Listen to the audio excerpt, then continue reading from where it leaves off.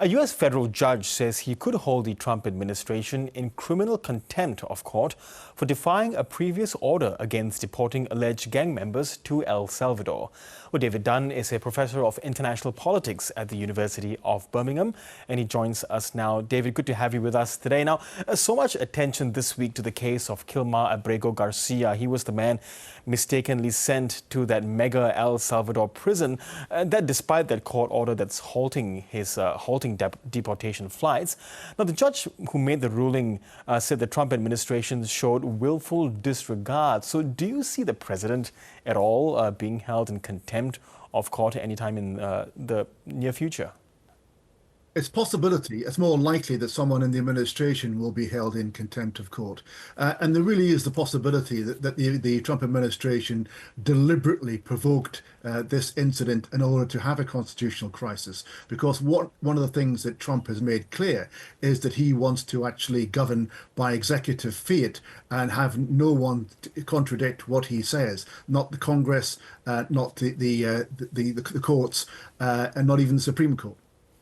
Yes, and one scenario that has also been written is that the immigration officials themselves could face criminal prosecution for not complying with that particular judge's order. So might this escalate further through the justice system, possibly all the way up to the Supreme Court?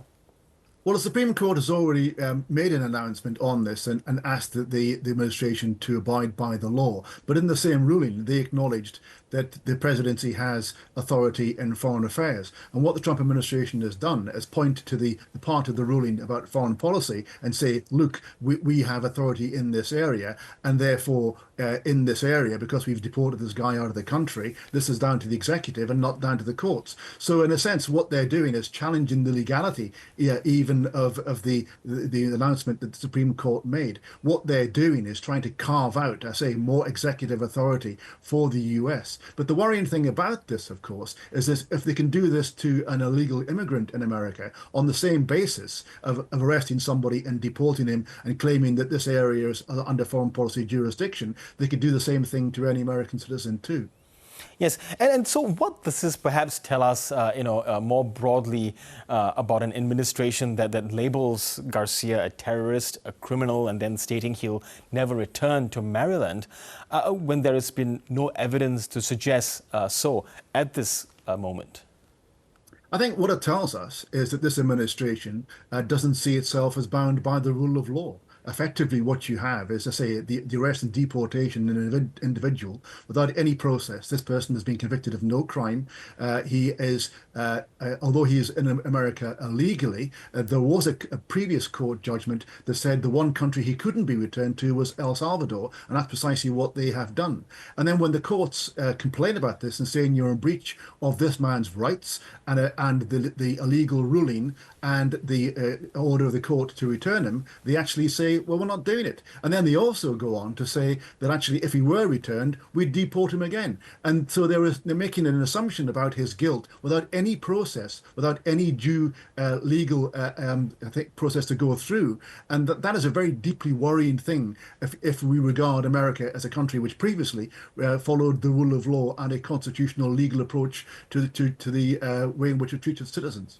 And do you think if this continues, it's only about 3 months into a Trump administration, if these acts of moving against the rule of law continues in many other ways and forms, many Americans are going to be looking to the Supreme Court, the court that's been held in such high regard, and though at least a couple of the justices are have been appointed by Donald Trump, do you see that sort of clash happening sometime in this current term?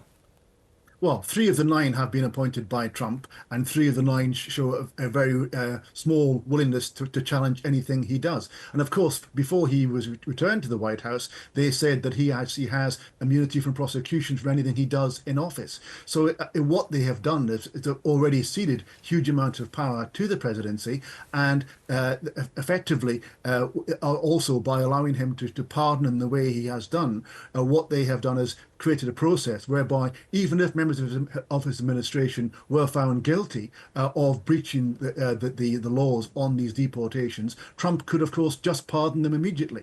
So what you have is a situation whereby already Trump has got more executive authority than any previous president, and more executive authority than George III, who they rebelled against 250 years ago. And what we have is a situation whereby Trump has used the first 3 months to attract power to himself and to challenge and to try and diminish the authority of anyone who wants to challenge him, be that the press, the universities, civil society more broadly, and indeed the courts. What we have is a power grab effectively going on by the administration in the first 3 months. What he does with this power going forward is the interesting next question. Yes, I mean, and we've seen him, these executive powers manifesting themselves economically with those tariffs. Is there a quiet panic, though, with the levies on China? Because Trump has backed down on smartphones, laptops, and is also now calling for a deal with China.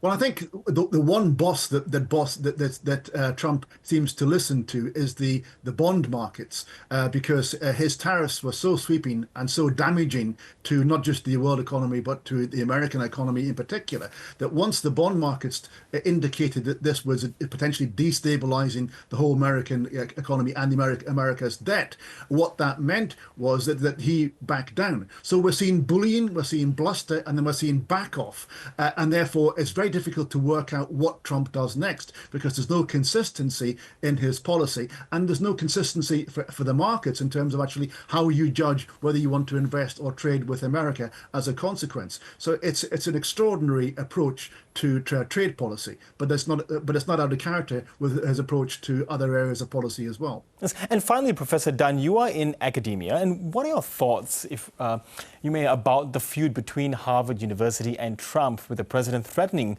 to take away its tax-exempt status?